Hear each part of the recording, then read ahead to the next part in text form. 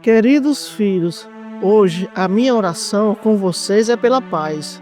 O bem e o mal lutam e desejam reinar no mundo e no coração das pessoas. Sejam vocês pessoas de esperança, de oração e de grande confiança em Deus Criador, a quem tudo é possível. Filhinhos, que a paz reine em vocês e ao seu redor.